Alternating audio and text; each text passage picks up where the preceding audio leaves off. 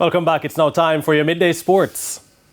Leaders Arnett Gardens can secure a top 2 spot and a semi-final berth in this season's Jamaica Premier League when they take on defending champions Harbourview in the feature match of a doubleheader at the Anthony Spalding Sports Complex this evening in the JPL. The Junglists could move to 52 points, or they would move to 52 points with a win and can only be joined by Cavalier on that total should they win their remaining 2 matches. And Harbourview are currently 4th on 43 points and they can join current second place Mount Pleasant on points with a victory.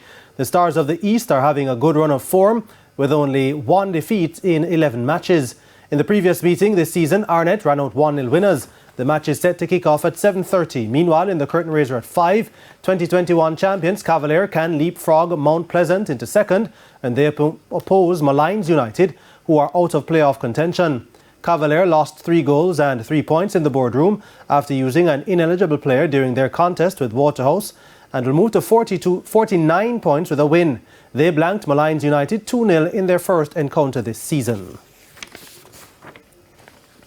And on Sunday, last season's runners-up Dunbeholden recorded a thumping 7-1 win over relegated Chapelton Maroons at the Ashenheim Stadium to move back into a playoff spot after Waterhouse were docked 3 points for using an ineligible player. The player in question was Shaquille Bradford, who played against Cavalier last Sunday. The emphatic performance was led by double strikes from Stephen Williams and Rowan Brown. Williams fired Dunbeholden into a 2-1 lead and watched as the lead got extended by Brown in the 49th minute, Carlington Blackwood in the 62nd and Brian Burkett 5 minutes later.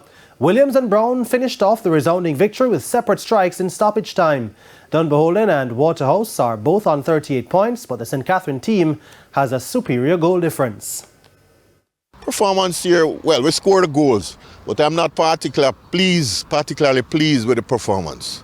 We are much better than that, and we should have, with the goals, dominated more. Meanwhile, Waterhouse and Portmore United battled to a 1-1 draw at Ferdinand Park. The Drewsland-based team benefited from an Emilia Rousseau own goal to go 1-0 up in the 32nd minute. Now, those celebrations lasted only 24 minutes as Alex Marshall found the back of the net and ensured the teams shared the points. Waterhouse are on 38 points and in 7th, and Portmore United are on 37 points in 8th. Western Roses are the champions of the JCA Women's T20 competition following a 19-run win over last year's champions Melbourne at the Melbourne Oval at the weekend.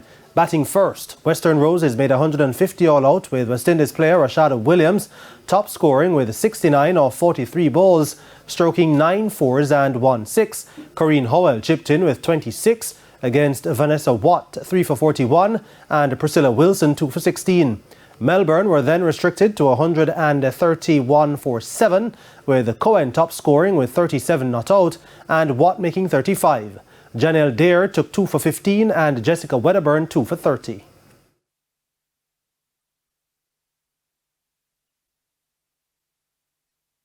We have a pretty young team, so to know that we have the youngest team in the tournament, it feels really good to come out victorious.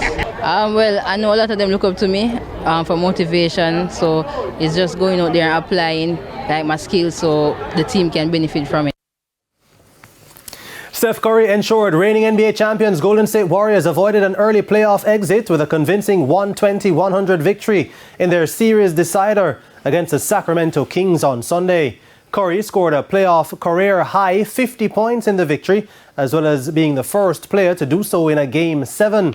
Andrew Wiggins supported with 17 points and Klay Thompson 16. The Warriors will face LeBron James and the LA Lakers in the Western Conference semi-finals.